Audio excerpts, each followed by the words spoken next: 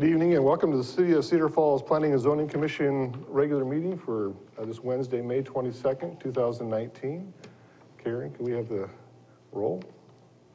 Atkins, Giroso, Here. Hartley, here. Prideaux, Holst, Here. Leeper, Here. Wingert, here. Saul, Here. Larson. Here. 2 absent. Thank you. At this time, I'd ask if there's any comments on the minutes from the last meeting. If not, a motion to approve. Move to approve. Is there a second? Second. All in favor signify by saying aye. Aye. Aye. That carries. At this time, I'd open the meeting to anybody who would like to address the commission and have any public comments on anything that's not on the agenda tonight. Seeing none, we will move into our old business. And our first item of old business is a highway district site plan.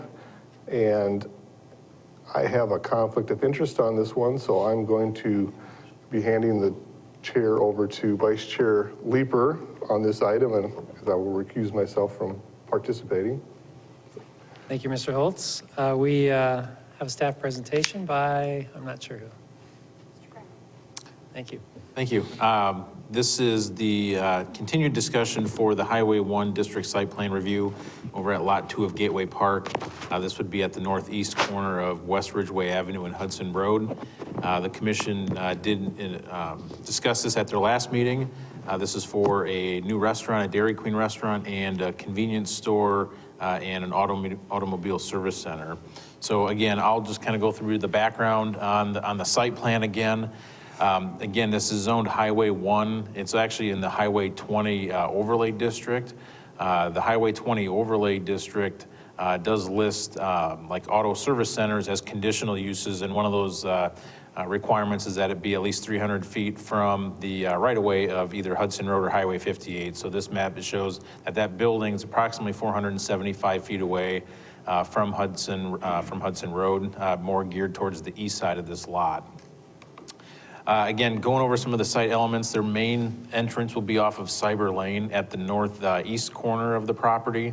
Again, the Dairy Queen restaurant will be on the west side, gas canopy in the middle, and then the convenience store and auto service station on the east side. And there will be a secondary access from the hotel, the Holiday Inn and Suites Hotel, just to the north via an access easement, which will then get you out onto Hudson Road via a right-in, right-out access that's currently on the hotel site. Again, looking at some of the other elements on the site plan, they are showing a sidewalk along Cyber Lane with a connection to the property. Also, there will be a 10-foot multi-use recreation trail along both Hudson Road and West Ridgeway Avenue. There will be 2 connection points to this site from that trail, one near the northwest corner of the property that will connect, that will allow access to the Dairy Queen restaurant building, and then another connection at the south side along West Ridgeway Avenue, which will get you access to the convenience store building. Again, there are showing a couple trash enclosures, one for each of the uses. Both of them will be screened with a building or a fence, and then also landscaping around those as well. And then north of this building, north of this property, is the stormwater detention basin, which is a area-wide detention basin, which also gets water from property to the north as well. Again, looking at the landscaping plan that they provided, you're looking at things like street trees, parking lot trees, perimeter trees, all appear to be met. The site points requirement would be 5,446 points. They're providing a total point number of 8,100, so they're well over their landscaping requirement as far as points go. And the open space requirement for the Highway 1 or the Highway 20 overlay district is 15% of the site, and they're showing 27, almost 28% of the site in open green space. And again, at the south end of the convenience store and auto service center, and then wrapping around Cedar Lane, they're showing landscaping on a raised berm to help with that screening from Ridgeway Avenue and Cedar Lane for that, the service station portion of the use. Again, signage plan, they're showing one main sign at the corner of Hudson and West Ridgeway Avenue. That this sign would be 25 feet tall and 198 square feet in size. The ordinance requires a maximum height of 25 feet and 200 square feet, so it would fall within the limitations of the sign. And then they're showing two other smaller signs at the corner of Cedar Lane and Ridgeway Avenue, and then at the entrance at the northeast corner of the site. Those will be smaller signs at about 6 feet tall each and 70 square feet. And those are well under the ordinance requirements. Those two signs could be up to 15 feet and 150 square feet, so those appear to be within the sign limitations as well. Again, looking at stormwater management, again, there's that area-wide detention basin north of this property. There will be intakes throughout this site that will then take the stormwater and then deposit it. You can see, I think, in 4 different locations to that area-wide stormwater detention basin. Again, looking at the design, this is the kind of an overall layout of how this site, this would be looking from Ridgeway Avenue and looking north. Again, looking at the building design, this is the Dairy Queen building. It's going to have a brick base with cultured stone at the entrances and along the main, at the front of the building with the ephes cornice feature that would be the south side of the building. We'll have some metal accent panels, glass, and then fabric awnings above each of the windows. And then the convenience store, again, these images would be the west side of, which would be the front of the convenience store, and the image on the bottom right is the south facade, which would face Ridgeway Avenue. Again, these building materials are similar to the Dairy Queen, where you got a lot of brick with stone caps, ephes as well, glass, and then the fabric awnings above the windows, similar to the Dairy Queen building. They are showing an ephes cornice atop both the north and then the west walls of this building. One of the things that was brought up at the last commission meeting, it was an item brought up by staff, was whether or not we should put the cornice, the ephes cornice along that south side. It was staff's recommendation that that would help provide a better look to the building, considering it was along Ridgeway Avenue. I know the commission discussed that. I'm not sure if the commission was on board with that or not, but it's still something that staff would like for further discussion on ways to improve the south side of that building. Again, and then this is this image on the top is the entrance to the service station, and then the image on the bottom right would be the east-facing facade, which is where you see the 6 service doors for the service station. Again, the brick wraps around on each of the corners with the ephes material, and then again, those doors will be glass overhead doors. One of the other things that was discussed at the last P&Z Commission meeting was there was a small area, green space area, just at the northwest corner of the convenience store building. And I think the developer had indicated that they would like to remove that area. I don't know if it was a maintenance issue or not, but looking closer at the landscaping plan, you can see the landscaping plan actually shows a tree and a number of smaller shrubs within this area, and actually calls it out as being having river rock mulch within that area. So it's not just open green space. So I know that was discussed at the last commission meeting, but I think it would be staff's recommendation that we'd like to see that still there, as that, again, they are showing a tree and several plantings within that area. So staff would like to see that landscaping area stay there. And again, it kind of provides that area between the parking areas on the south and the east side. It provides instead of just having an open concrete area, it actually provides a buffer between those two areas. So at this time, staff would recommend approval of the site plan, subject to any additional comments or any other direction specified by the Planning and Zoning Commission. All right, at this time, I'd like to open up for the applicant. Any comments? Brad Best, 1212 Oak Park Boulevard, Cedar Falls, Peters Construction, representative of the owner, general contractor. Aaron Lee, I work for U.S. Oil. We're a fuel distributor based out of Appleton, Wisconsin, and we're here to represent as well. We would like to formally request that island on the corner of the C-store is an issue for us. But more we thought about it, pedestrian traffic, talked to our consultants, we would like to see that removed from the project. And as well, that cornice on the south side, we feel the features of that cornice are most fitting on the north and west side. So we would like to formally make those requests from our side. Any other questions for us or for this? No? I'd just like to just add, U.S. Oil, we supply roughly 650 independent gas stations throughout the Midwest. We've had market studies done for this particular project, and there's definitely a demand and a need for a fueling center and QSR for that location. So we just wanted to add that we support it, and we hope to see it go. So Okay, that's it. thank you. At this time, I'd like to open it for public comments. All right, seeing none, let's close that and we'll bring it back to the commission for questions, comments.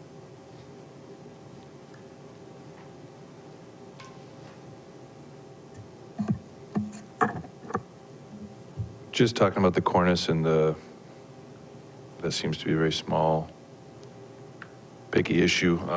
It just seems to follow the entrances at most of the parts of both the Dairy Queen and the gas station. I don't think it really fits, in my opinion. And then with that little island area, I think, even with the shrub or tree in there, it seems like more of a danger for pedestrians walking across from the store to their vehicle if there's something there actually blocking them if a vehicle's coming from that north side.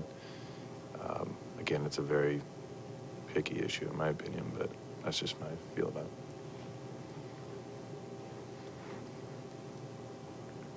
I would agree with Brian that the cornice actually delineates the entrance to the building and doesn't need to be extended, and the island is just going to be a garbage catcher, so I wouldn't necessarily require that.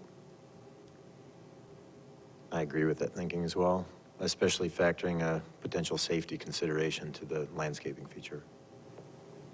With visibility coming around that corner, it'll be a high traffic area. I concur with the previous comments, and I think it's a good project. I would entertain a motion if we have no other further comments. Yes. The one thing I'll just mention, if the recommendation from P&Z is going to be to exclude that area, I guess there's just one thing staff would just like was an updated landscaping plan then before this goes to city council, because they'll have to remove that. We'll have to recalculate the points.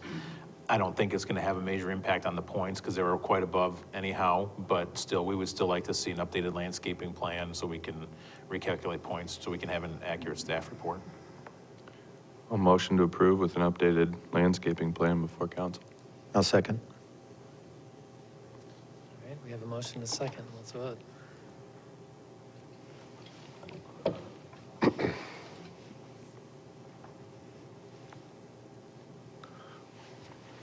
All right, that motion passes 5-0, 2 abstentions. And with that, Great. back to you, Marty. Thanks, Brad. Appreciate that. All right, our next item of business is College Hill Neighborhood Overlay District site plan review at 2119 College Street. And Shane introduced it, or is that? I'm going to take this one. Karen? Okay. David, I think it's been a long time since this was presented previously. I think that was last in January 9th when this was deferred by the commission, and David actually prepared the staff report, but he is out of town right now. So I will kind of refresh everybody's memory about what this is. This was originally proposed on November 28th, and there were 3 meetings held with the Planning and Zoning Commission and some concern expressed about the fact that we were trying to clean up the ordinance, the College Hill overlay ordinance, to make it more clear what the parking requirements are for a mixed-use building in College Hill. And so the commission had requested that this be deferred until those amendments were considered by the city council, and the applicant agreed to have it deferred until then. So just recently, the council did adopt the new standards. So I will go through the proposal for the site plan, also including some of the new standards, which were not only the parking requirements were kind of cleaned up in the ordinance, but we also added some standards in and a definition for a mixed-use building. So I'll kind of just run through that again. This is the location up here of the site. It's along College Street. It's kind of an L-shaped parcel. The address is 2119 College Street. This is the building that the new building will replace, that's on College Street right now. And I'm going to go back a slide here. So what the College Hill overlay and the comprehensive plan say about this area is to encourage redevelopment on College Hill, to tie the two areas, the upper hill and the lower hill, together. And as you can see, here's kind of the main College Hill business district here with the storefront buildings in this area. And then there's another small area here, the lower hill, that's also mixed use buildings. And then kind of this area in between. This block has redeveloped to some extent. The aerial doesn't show this here, but that was developed with a commercial building there that was pulled closer to the street, more in character with the buildings to the south.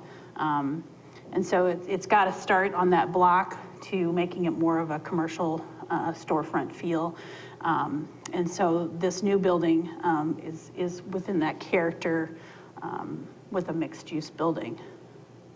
So we'll replace this older residential building that's a little bit out of character with the recommendations of the comprehensive plan are. So here's a little bit more detail about the proposal itself. What's being proposed here is ground floor commercial on the entire ground floor, other than the lobby area where you get into the elevator and the stair tower for the residential above.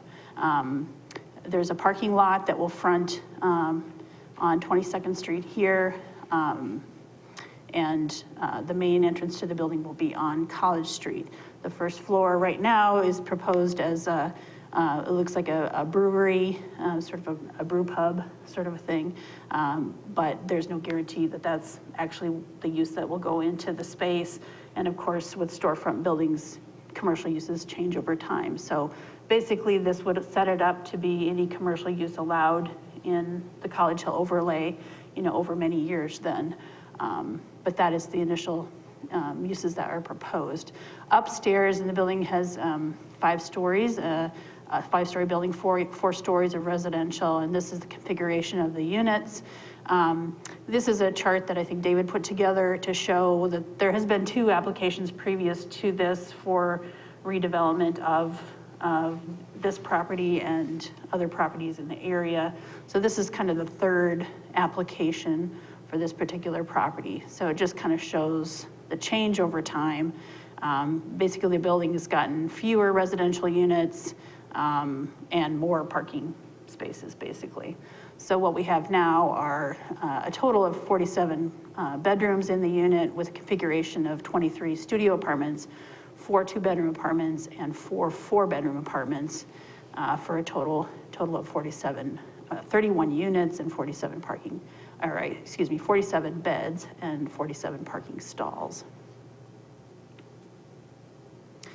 So this is the new language that was added for the definition of a mixed-use building into the code with the latest code amendments. Mixed-use building means a building designed for occupancy of a minimum of 2 different uses. And basically, in most cases, that ground floor use is more traffic generation, customer traffic, retail, restaurants, personal services on the ground floor with uses generating fewer pedestrian activity that offices or residential on the upper floors.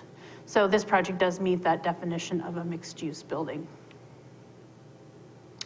The new parking requirements for mixed-use buildings recently adopted into the code. Dwelling units within mixed-use buildings in the C3 district, 1 parking stall per bedroom, but not less than 1 stall per dwelling unit, meaning that for a studio unit that doesn't have a defined bedroom, those at least have 1 parking space required. The proposed project has 47 bedrooms and 47 on-site parking spaces provided, so the parking requirement is met. These are some renderings of the proposed building. You can see here the newer commercial storefront building on the corner, and then this building will be next to it, replacing that residential building that you saw on the slide previously. It's mixed-use building with commercial storefront windows on the front, and then apartments above. Here's some other views of that from the northeast and from the southwest. This will also replace a driveway that will be closed then and restored into pedestrian space along College Street. With regard to the building materials, this gives kind of percentages, different sides of the building, you know, how much openings they are. Basically, the building is comprised of metal panels, 2 different colors of metal panels, brick and some brick detailing on it. Those building materials then for commercial and mixed-use buildings, street-facing facades must be comprised of at least 30% brick, stone, or terracotta. The east elevation is made up of 47% brick, 30% metal, and 23% glass, so it does meet the requirements. There's a new standard for storefront window coverage added to the code with the recent code amendments. That minimum is 70%, which is the same as what's been adopted downtown. And this proposal does meet that requirement, storefront windows. For commercial and mixed-use buildings, the setbacks requirements, these are newly added as well. This ensures that the buildings are pulled to the front and corner of the sites to meet that storefront character that's desired in the district. So there's a minimum setback of 0 feet and a maximum setback of 15 feet here. So as you recall from the site plan, the front does have a little setback in the front. So it's set to the closest at 5 feet, and there is a little easement in the front, so it couldn't be set at 0 basically, but the maximum setback from this building is 15 feet in that center section. I think they're planning to have the space available for a little outdoor seating area there. With regard to building height, these are some diagrams that you've seen before, basically showing generally the height of the building compared to some of the other buildings in the area, including on the UNI campus. Also some of the grade of the land, basically showing this is a little bit lower site than, you know, it's down the hill a bit from the main part of the commercial district. The building itself is 5 stories, as I've stated. Most of the surrounding structures are 1 to 2 stories, and there are other structures, but there are other structures in the neighborhood that are of similar height.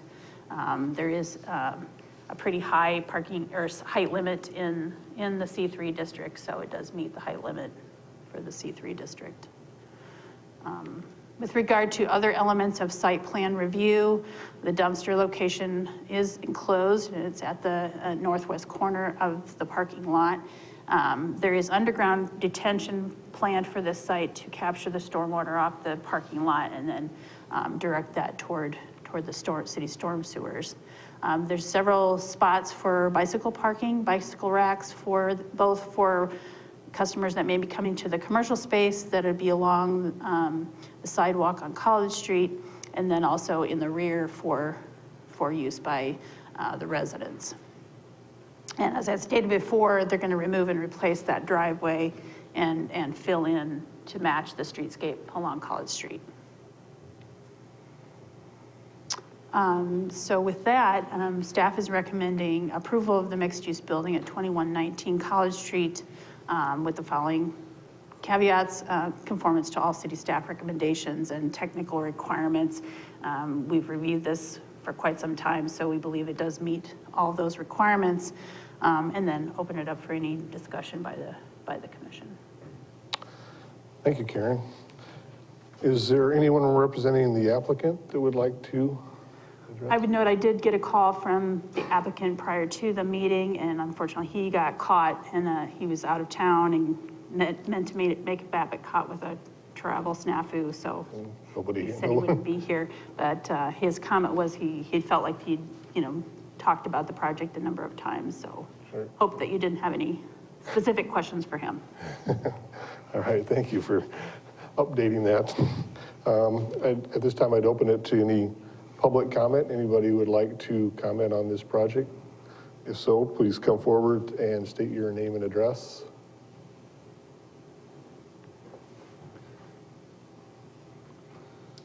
Catherine Sogard, 330 Columbia Circle over in Waterloo. I am the executive director of the College Hill Partnership. The College Hill Partnership supports this development as stated prior to the lengthy deferment. The partnership believes with the recently approved ordinance changes within the College Hill overlay, clarification and compromise have been achieved in regards to the major concern of parking. Since this proposal meets the changes, the College Hill Partnership supports the staff's recommendation to approve this proposed building.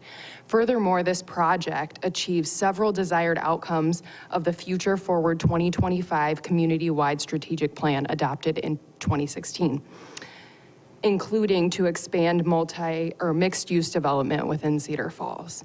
We want to thank city staff for their hard work on the clarification and adaptation to our current code at the request of the community, developers, the College Hill Partnership, this commission, and City Council. This significant investment is an opportunity to grow College Hill, offer additional jobs near campus, encourage walkability, and move towards the objective of linking the upper and lower hill. Thank you for your time, consideration, and your passion for the betterment of College Hill and Cedar Falls. Thank you.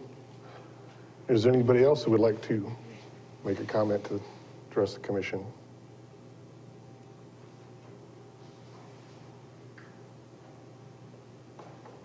Ishan Vajpayee, 3831 Convair Lane.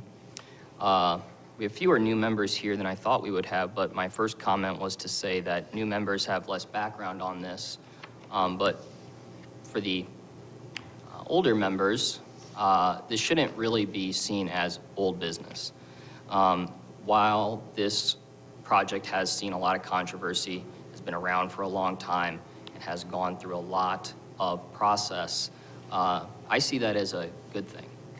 As the chart indicated, the process, which exposed many faults with the initial project, has possibly kept 80 cars off the street due to huge underparking that was initially proposed. And this is the way things are supposed to work. I know, because it's been said over with City Council, and I've heard it from lots of people, that, this is it. Let's get this done. It's been around for 2 years. What more can we do? We can't wait any longer. That's not the right approach to take on this. It's done when it's done. It's right when it's right. It's not the process of commissioners or city council people to grow tired with the debate and, in some sort of sense, punt. This review needs to be viewed as a proper process of review, and it's got to continue even still today. The city's passed an ordinance with the project meets, but that's not the end of the inquiry. And this speaks to the issue I just brought up too. The purpose of planning and zoning is to review the totality of a project. It's not just the nuts and bolts as to whether or not this point is met or this point is met or this point is met. You don't do this for every construction in the city. You do it for special zoning districts for a reason. You're not a rubber stamp for council. You are the first eye for council, and council takes your recommendations very seriously. If it was just up to council and you kind of follow their lead entirely, you wouldn't be reviewing the site plan. Those who monitored the debate on this ordinance of the parking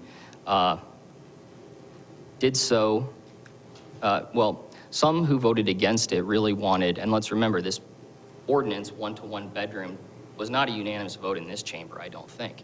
Not many people, obviously, since it passed, but some people wanted to wait for the final results of the pending College Hill parking study just for that ordinance. I think there were valid reasons maybe not to wait for that, for the ordinance. But even some who did vote for it in this chamber and in council have referenced the fact that, well, when the study comes through, we can always reevaluate. Such a parking study has finally been ordered, and it's not anybody's fault, the developer or anybody's, that it was not ordered sooner, maybe when the first application of this came along. But again, the fact that this hearing and the completion of the parking study don't coincide is not a reason to just go through with this. And I think where you know I'm going with this is I'd encourage a motion to defer. Again, the developer, as I recall, and I've been to pretty much all these meetings, has never articulated an incredible time imperative. So there may be some speculation, well, this has got to get going. But who's told us it's got to get going? This is one of the only, if not the current only, bare ground on the Hill for a project of this size. And to allow it to pass through without receiving the data from the College Hill parking study, which, as you see in my letter I highlighted, explicitly was, well, part of it was explicitly done to look at the anticipated demand for this project. The parking study's costing the taxpayers $44,000. In 2 city documents, the study says will include a parking impact analysis of the mixed-use project proposed. So the suggestion now is to go forward with the project without waiting for the parking impact analysis that the citizens have paid for and what has been commissioned. If the parking study endorses the project, fine, good. But what if it doesn't? City Council, in passing the ordinance on parking, has called it an interim code, subject to change depending on what we learn. And what will we do with the knowledge we learn from the parking study if this is passed through here and passed through council and granted a building permit and foundation laid before maybe or a hole dug before we get the parking study? Are we gonna back it up then? I seriously doubt it. There's, I think, just a little too much try now, see later approach going on. And it struck me, well, the most obvious comparison is urban flats. There was some sort of thought that students were gonna buy parking permits and da-da-da-da-da. That wasn't fully vetted. I think it's been admitted by staff, council people, that that necessarily wasn't fully vetted because someone didn't realize that one of the 24-hour lots you can park in is only available to students who have a class after 4 p.m. Just didn't look into that one. I was also at a council meeting the other day where there were a lot of people concerned about the traffic in front of Aldrich Elementary. And I recall a parent saying they were told that, yeah, upon further consideration, maybe it wasn't the greatest idea to build a straightaway in front of an elementary school with no speed bumps and no traffic control signs. And then at that moment, the mayor is very concerned, as he rightly should be. Let's get the traffic control out there now. Let's get the speed bump out there now. Why wasn't the speed bump out there in the first place? Why wasn't the traffic control out there in the first place? Something needs to get done, not fully vetted. So with that in mind, and the fact that the developer has never articulated a time imperative, isn't here today to tell you he needs this done now. You know, what are you gonna tell a citizen who walks up to you and says, my taxpayer dollars, 44 grand, paid for a parking study, and you passed through a development on the Hill that takes up the last commercial spot without waiting for it? What are you gonna tell that person? What would a doctor tell someone who recommends a procedure when they recommend a procedure and say, I got the test results pending, but let's just go ahead. Speculation that this needs to happen now is not enough. We need evidence. It's not there. We need a statement from the applicant. It's not there. And if anyone on this commission seems to maybe think, well, it does need to be done, and it really needs to be done, think about what their motivation is. Think about what inside information they might have with the developer. And just segueing into that, I'll renew my constant objection to Mr. Winger voting on this project. Last tally I did about a year ago, $18 million of co-signed mortgages between him and the applicant. Consider amongst yourselves, do you think if you had an $18 million business interest with an applicant, would you recuse? Even if you thought you could be fair, do you think that creates the appearance of impropriety? And keep going on that train of thought, and maybe we'll get a recusal one of these days. Thank you. Thank you, Nishan. Anybody else like to comment? Hello, my name's Dave Dibler. I live at 1616 Campus Street, co-owner with my wife of Mohair, Pear, and Octopus, president of the College Hill Partnership currently. Second time. I'm wholeheartedly in favor of this project. I see it as, like Catherine said earlier, as a way to connect the upper and the lower hill, which is important to future development. As far as this being the last commercial spot, we're knocking down a building for this. There's other buildings. This is not the last commercial spot. That doesn't make any sense. So, I'm up on the hill every day, pretty much. It doesn't sound that great, but I've spent pretty much every day of my last 20 years on College Hill. It's my neighborhood. I like it.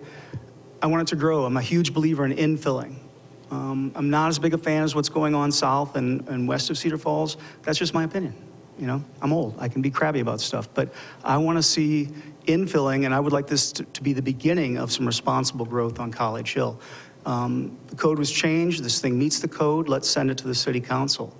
I think it's important to note, and this is just my opinion, that I don't think there's a parking problem on College Hill. And like the parking meeting we went to a couple weeks ago, there's parking issues that need to be addressed and managed. And, the worst parking problem is when you have plenty of it. This is good. We're at full capacity right now for commercial spots on College Hill. And that's a landmark we've been trying to reach for some time. So I think what we're looking here, again, in my opinion, is protectionism. That the enrollment at UNI is down. We have some property owners who are fearful that this is going to be competition to their rentals. I just don't, I'm sympathetic, but that cannot be a reason to delay or stop this project. It needs to move forward. It's been enough time. And as far as delaying it for the completion of the parking study, did we do that downtown? Has anything stopped, slowed, anywhere, ever? Then it shouldn't happen here. So I thank you for your time, and we need to move forward on this. It's a great project. Thank you. Thanks, Dave. Anyone else who would like to address the commission on this item? No? Seeing none, I will close it to the public comment and bring it back to the commission for further action.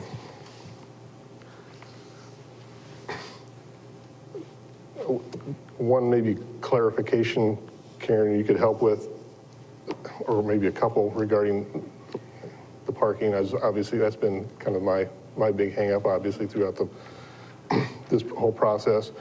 But at the study that's going on currently on College Hill, my understanding when I went to the initial meeting they presented was that they're not studying, quote, private parking. This is just the public spaces. So I don't know, is this study it wouldn't necessarily directly address the parking issue related to this project, right? I mean, am I clear on that, or could you enlighten us maybe a little further on that? So similar to downtown, the parking impact analysis for a specific project, and if you recall downtown, they took the opportunity to use those as demonstration projects to say, okay, here we have a couple buildings that are being that are being considered. Let's do it as an exercise to see what kind of impacts those will have in the public parking system. Because that's what we're studying with these studies is we have public parking provided for these urban commercial districts. And the idea is that public parking is supposed to serve the short-term parking needs for those commercial businesses in those areas. And there's a lot of turnover, and there's different policies you can make. You can adjust things in our parking lots. We can adjust policies at like the time limits and how we monitor those. And one of the things I think if you went to the initial presentation of the College Hill findings, he noted, one of the things he noted, for example, is looking at, you know, we have UNI there that's driving a lot of the parking demand just in the general area, and their parking is paid parking.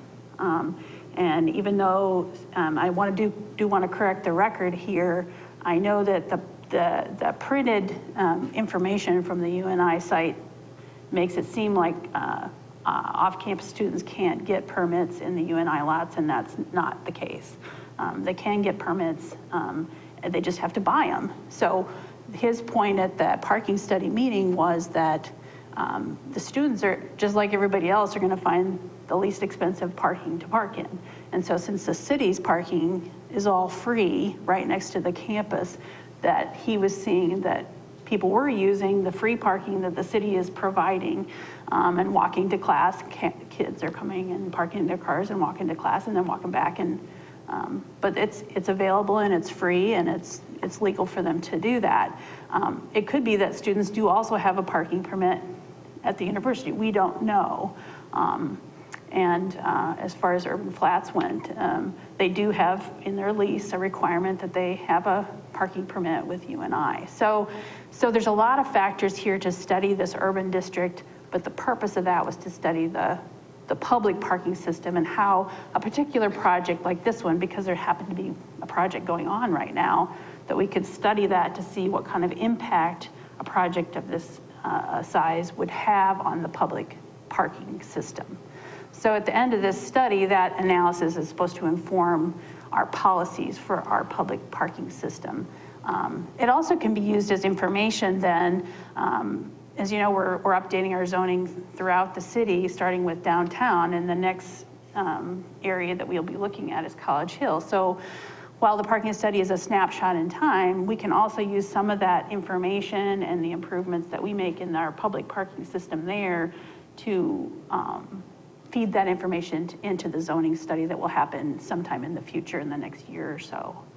So it's not really intended to set a parking requirement for this particular building. It's a demonstration of what kind of impact this kind of a building would have in the public parking system. Right, so this study's, we're not gonna get any recommendations out of it that's gonna suggest how we park private buildings.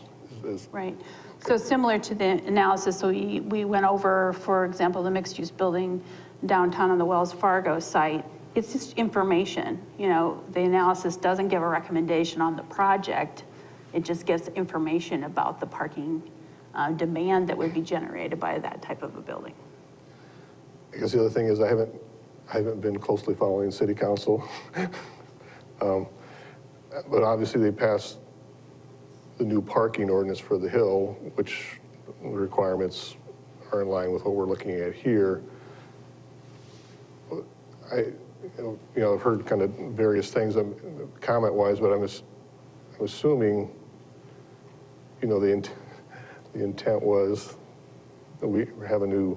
I mean, if we're not, why pass it if we're not going to make a decision based on the current parking studies? Is there anything you can add to that? Well, I think there was a lot of debate at council about the ordinance. There's no doubt about that. It came back to you and you adjusted a few things. So there's a lot of different opinions about parking downtown and on the Hill. So okay. I guess, but the ordinance for site plan review, the legal requirement is that we look at the ordinance that's on the books right now and whether the project meets that ordinance requirement. And yes, it does take extra scrutiny because in the overlay, we do look at the design standards for a building, materials and how it fits in and all those sorts of things. So that's why the extra scrutiny in some of these overlay districts. But for those numerical standards, as far as, landscaping points and parking and, whether it meets the height limits and that sort of thing, those are pretty clear standards, numerical standards. Karen, can you speak to there was a comment about it being an interim code? Can you speak to that? Well, I suppose any code is subject to refinement over time, and I think in the initial staff report, when we brought it to you for the initial project, the comment was made that we are recommending this parking ratio. We believe that it will satisfy the parking demand. In general, it's a minimum parking requirement. And based on our research from other communities and just in general, that what we heard from, 85% of the students bringing cars to UNI. So looking at all those factors, we came up with what we believe staff's professional recommendation on a parking ratio that will satisfy the vast majority of the parking demand for a residential building of this type. So that being said, what we said is, as we study the zoning more, as we decide how we want this district to grow in the future, when we're looking at the new zoning, we may consider that things need to adjust one way or the other, up or down, depending what our goals are. And when we do that visioning project, we can come up with our goals, more refined goals for College Hill, and we may decide, we want taller buildings, we want shorter buildings. The community then will decide what the goals are. And at that point in time, we'll look at all those standards to see what's best for what the community wants to see on College Hill.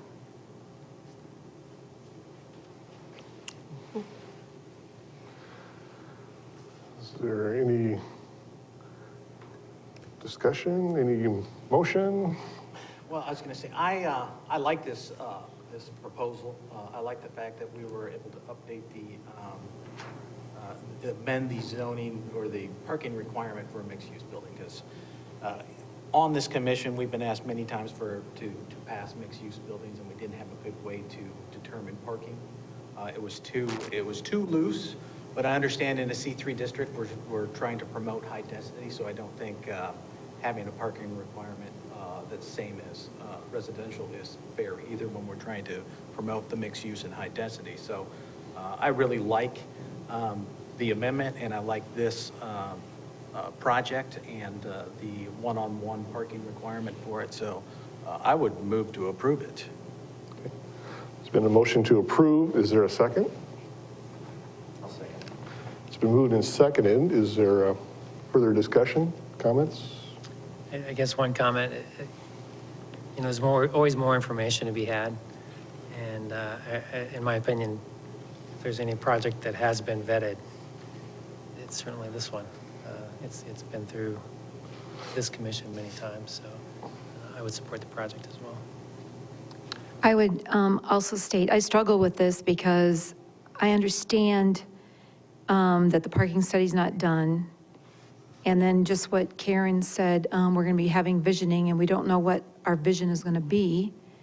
But on the other hand, this does meet our current zoning ordinances. And so we just can't make people wait forever either. I understand what we heard earlier, that we're not to vote on whether we feel like it should wait or not wait, but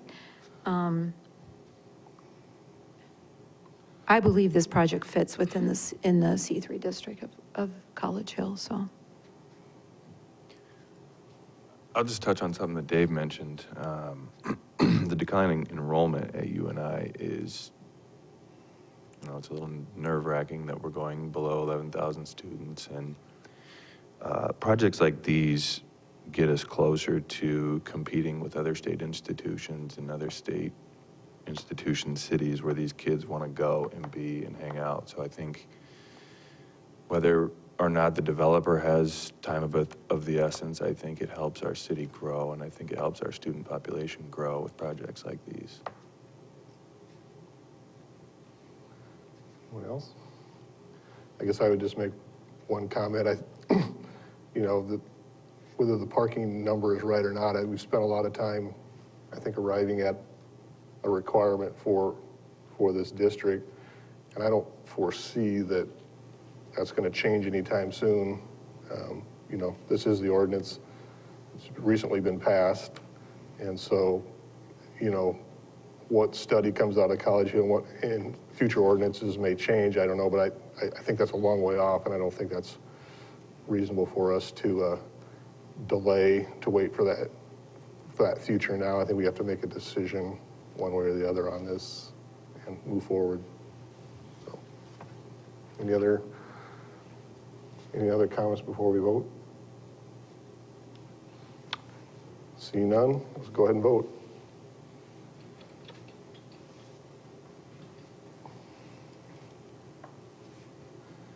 And we have all ayes. So that does pass. We'll move on to City Council. And when does that go to City Council? Do we know? We do have an extra week this month, so I believe it would move on to City Council. I think they have a meeting on the 5th.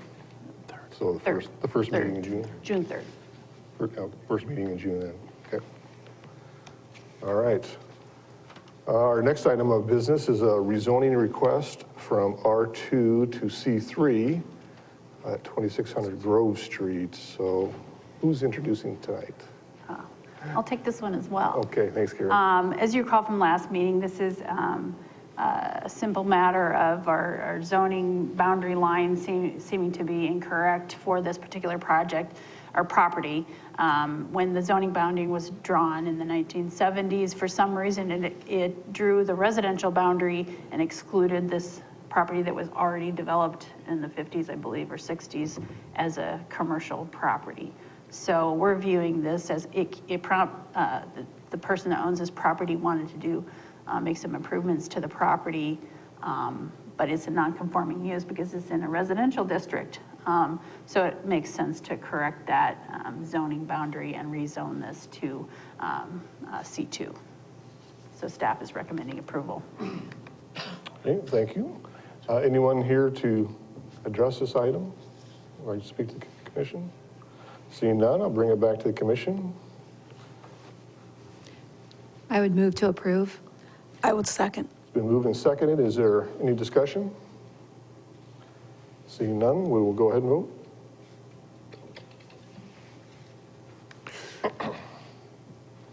And that is all ayes also, so that passes. Under new business, we have a preliminary and final plat of the replat of Lot 16 and Track B of West Viking Road Industrial Park Phase 4. So who has that mouthful? Is that? Okay. I'll take that one. I know it's a mouthful. What we have here is, it's a preliminary and final plat. The city's the applicant here. It's in the industrial park. It would be a replat of Lot 16 and Tract B within Phase 4 of the West Viking Road Industrial Park. This is located along Technology Parkway, just west of the intersection there of Technology Parkway and Production Drive. What it is there's an existing 2.2 acre lot, which was Lot 16, and then Tract B, which was originally set up to be future right-of-way. What this replat will do is combine those two into one new lot. Again, so here's the lot. Actually, it's going to create, it's two lots now, Lot 16 and Tract B. Actually, it will be two lots again, Parcel A, and then there's a small area of Parcel B. If you look, when Tract B was set up, it was set up as future right-of-way, so it was curved at the intersection there. What we're looking to do is just square that off. So there's actually about 500 square feet, which is labeled as Parcel B, which will be included with the stormwater detention basin, which is located just to the east. And then it also then squares off in more of a rectangular shape for Parcel A, which increases its size by about, I think, 0.4 or 0.5 acres. One of the reasons that we're doing this is that we do have a company that is interested in this lot. and that will be going to city council after the plat goes through, but they've indicated a need for that extra area of land for some, a driveway for truck traffic, semi deliveries and things like that. So one of the things what this image shows is, so when we did set up the industrial park back in the about 2004, the city intentionally put these street connections to the property line in case development ever happened to the south or to the west, like we did along Development Drive. As you can see on this image, Development Drive is stubbed to the south there, just to the west of this parcel. And you can see they are using that at the corner there. There's an existing business there that does have a driveway access off of there. This area, though, where Tract B is, there is no road there. There is no infrastructure within that area. And as you can see, to the south of that, there's a large area of wetlands on private property just south of the land that the city owns. Staff looked at that and determined that most likely a road would not go through there just because of the wetland issue. There'd have to be some serious mitigation. So we feel that with Development Drive to the west, having that connection to the south, that if we ever do develop that area to the south, that we will have adequate access to that. So I think the city staff is okay with replatting this and removing that area of right-of-way, as we don't necessarily see that getting developed with that wetlands to the south. And then eventually that parcel to the south would lead to West Ridgeway Avenue. I think it would be in the long-term plans as the city continues to grow and the industrial park grows, that if we move to the south, this would then provide a connection down to West Ridgeway Avenue. So at this time, staff's recommending approval of the preliminary and final plat of that replat. Subject to any comments from the Planning and Zoning Commission. Thank you, Shane. Is there anyone in the audience who would like to address the commission on this one? See none, I'll bring it back to commission. Seems appropriate. Been moved to approve. There's unseconded. Any discussion? See none, we'll go ahead and vote.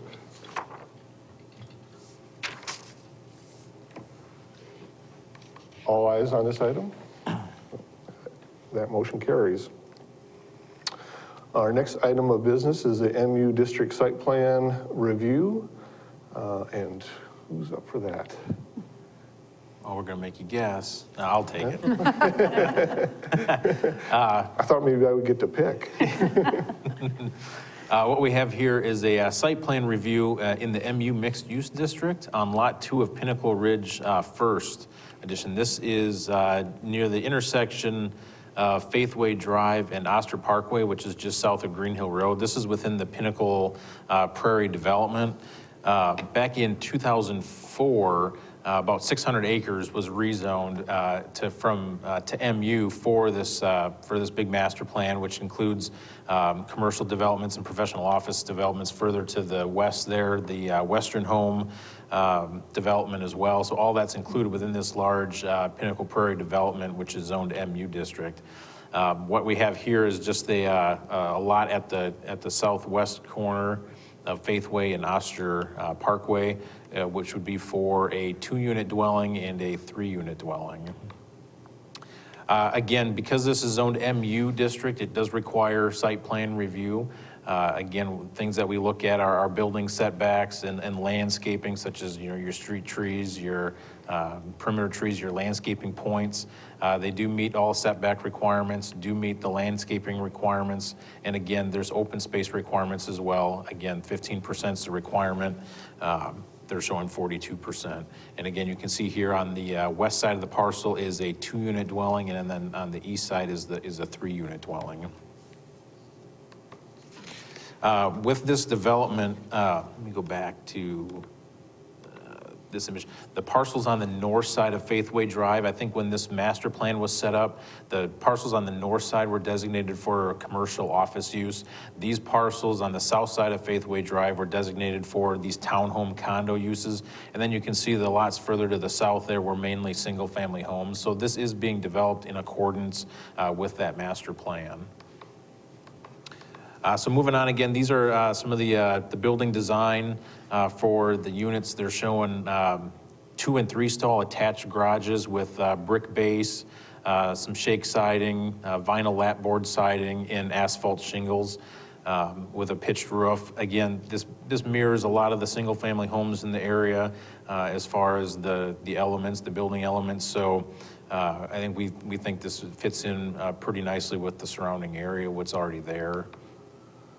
These are a couple of the comparable images. The one on the top left is the 2-unit building, which will have a 3-stall attached garage on each end, and then the image on the bottom is the 3-unit dwelling.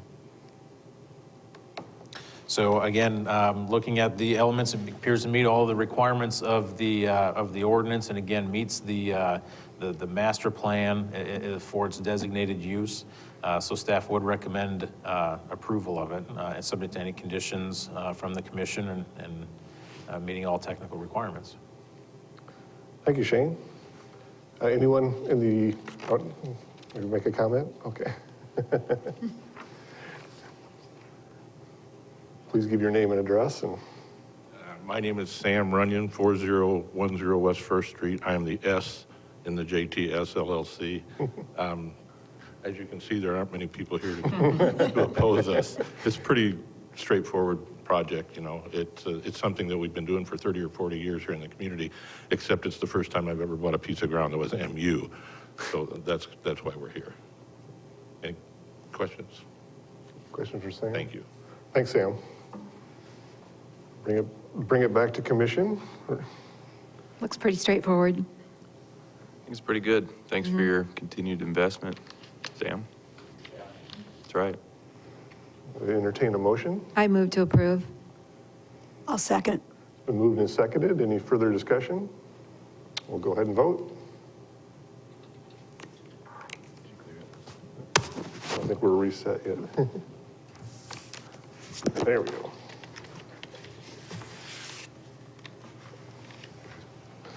And that has all ayes also.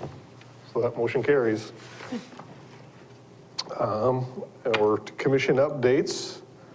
And we have a presentation on the downtown parking study. Do you want to introduce this, Karen, or just? Well, we have Tara here tonight. I know you, a while back, I believe it was Leanne that had asked for, and the rest of the commission agreed that it would be nice to know not only the recommendations from the downtown study, but what the city's doing so far with regard to implementing the parking study downtown. So, Tara. Thank you. Good evening, commissioners.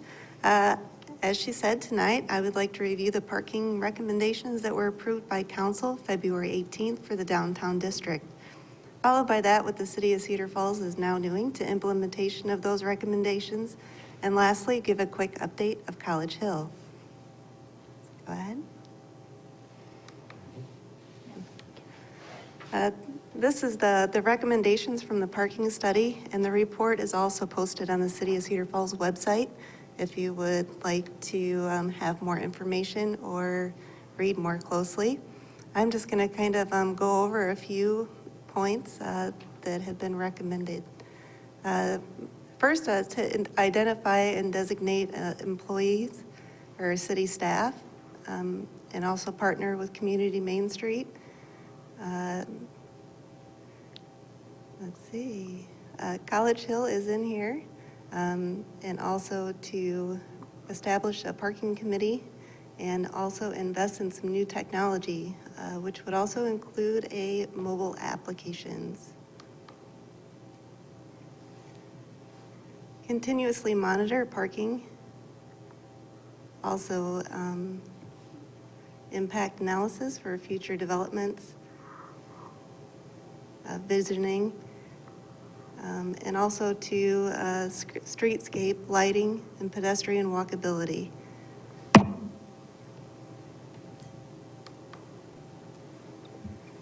Here we get into the actual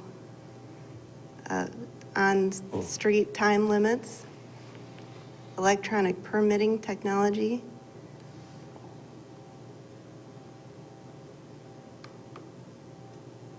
monetizing city lots, maintaining overnight parking on off-street,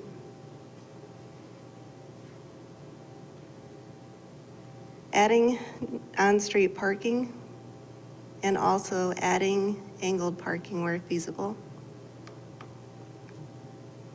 This is the proposed new time limits. We have 2-hour, 3-hour, 24-hour, and then also the additional 15-minute pickup and drop-off zones. This is the proposed monetized city public lots,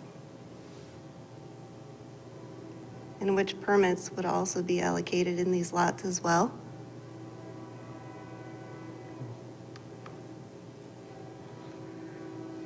Long-term plan. Parking is not a set it and forget it. Some of the key words in here are reevaluate, monitor, create, diversify, and continue.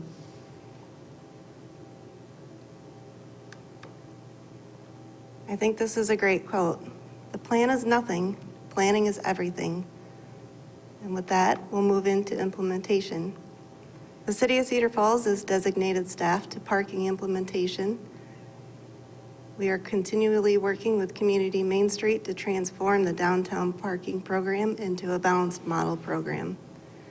We have a working parking technical committee with city staff and Community Main Street. City staff is identifying additional parking stalls or angled parking. State Street and 2nd Street would be two of those locations. Gathering information on new technology, mobile pay apps, digital pay permits are just a few of those. Ordinance amendments. On May 20th, the council approved the first reading. This is where I would like to clarify, this is Chapter 23. This is the portion of the traffic and motor vehicles, not the zoning, which is Chapter 29, I believe. In these ordinance, a few of the things, we are going to extend enforcement time to Monday through Saturday, 9 a.m. to 8 p.m. Allow for parking on street, allow for parking on State Street and 2nd Street. Overnight parking on side streets of Main Street. And modernization to allow for new technology such as pay stations and mobile apps. This is also in the ordinance amendments. Parking choices for patrons, employees, and residents. We're adding multiple choices. We have 15-minute pickup and drop-off zones, 2-hour, 3-hour, 24-hour, and also paid off-street municipal parking lots.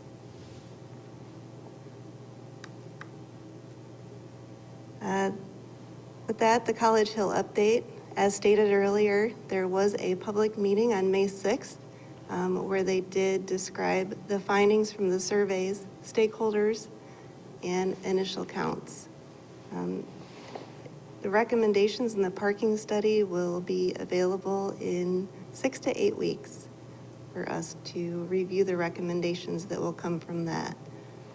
With that, I appreciate it and thank your time this evening. Great. Thank you, Tara. So, Any questions for Tara?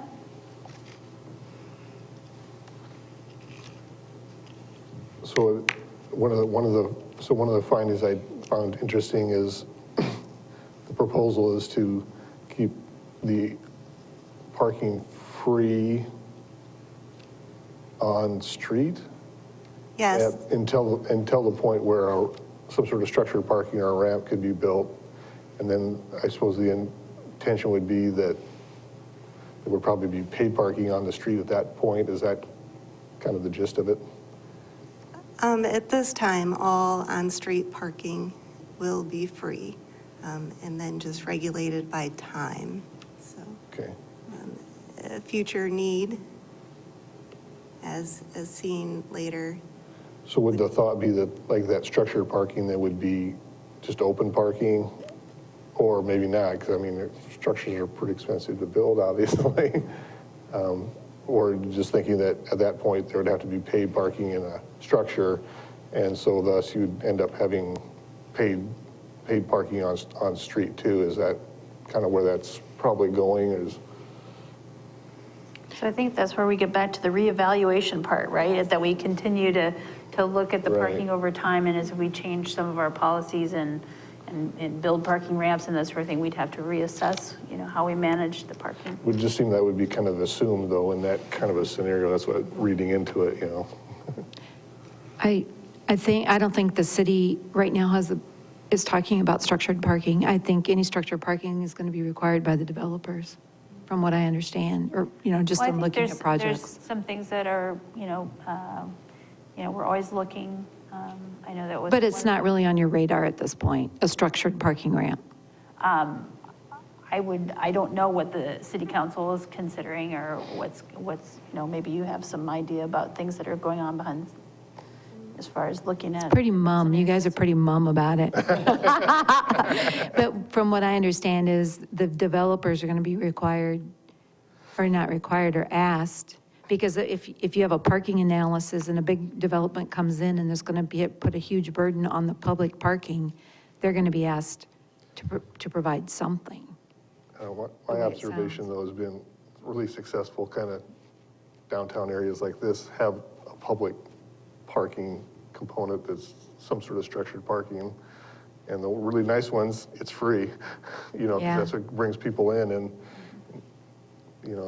I haven't heard any word about a public parking ramp. In fact, it's kind of not talked about. Yeah. But I mean, maybe some of them are, but I have not heard any of that, so. well, maybe there's no more growth, it wouldn't be required, but it Yeah. doesn't seem like it's on that track. Well, by the time we do a study, it'll be 10 years, so Yeah. it's like, Well, a lot of quarters could rack up in that time. right. Seems like good changes, and appreciate you guys looking at it. Thank you. Yeah, thanks for the update, much appreciated. See any other? Well, that's a nice segue to I have another sort of update for commission, more of a reminder, because I know we've talked about this a number of times. But we will be looking at the visioning for downtown, and one of the things might be looking at is what happens in the future if we need a parking ramp. So we do have the design charrettes coming up. Charrette Week's coming up the first week of June. So I just wanted to remind the commission and the public that we're looking for as many people to come to those meetings as possible that are interested in downtown. So the big public engagement meeting is happening on Saturday, June 1st from 9 to noon. So take the morning, come to the community center and talk about your views about the future of downtown. And then you'll have the whole afternoon to do other Saturday things. But we're hoping people will come. We're going to have coffee and donuts to fuel that discussion, and we're hoping to have a real exciting event on Saturday, June 1st. Then throughout the rest of the week, the consultant team is setting up a temporary design studio at the Women's Club. That's right there on Clay Street, right across the street from City Hall here. And they're going to be working all week in that design studio, kind of incorporating all the comments they hear from the public into some draft visioning for the downtown. So the public is invited during some open design studio times to come in and see what they're working on, to ask questions, to make comments. So there's a number of times when people are just invited to come into that space and see what's happening. Another event during the Charrette Week is they're going to hold a brown bag lunch and learn. And the topic of that, this design, the consultant team does have a transportation and parking expert too. If you haven't had enough discussion about parking and transportation yet, he's going to give a presentation on downtown transportation and parking, how it's different and why it matters. So he's got some interesting things to talk about, so people can bring their lunch and join in that presentation. And then finally, at the end of Charrette Week, there'll be a report out to the community, so another community meeting to report the results of the charrette and sort of a work in progress report to the community, showcasing what the work that's been done that week. And then the next steps in the process will take that all and refine it into a vision plan. And then that will be brought back to be presented to the Planning and Zoning Commission probably sometime this summer, and then go on to the city council. And once that vision plan is adopted by the city council, then they're going to start working on zoning regulations to sort of implement that vision. So that's a long explanation, but we're really hoping to get good turnout during Charrette Week. It should be really exciting. And I would really encourage the commission to come to the public meeting on Saturday if you have time available, because I think you'll hear a lot of good discussion, and it'll be helpful to have you there. So, thank you. All right. Thanks, Karen. I would entertain a motion to adjourn. Second. Second? Is there a second? Anywhere? Second. It's been moved and seconded. All in favor signify by aye. Aye. We are adjourned. Thank you very much.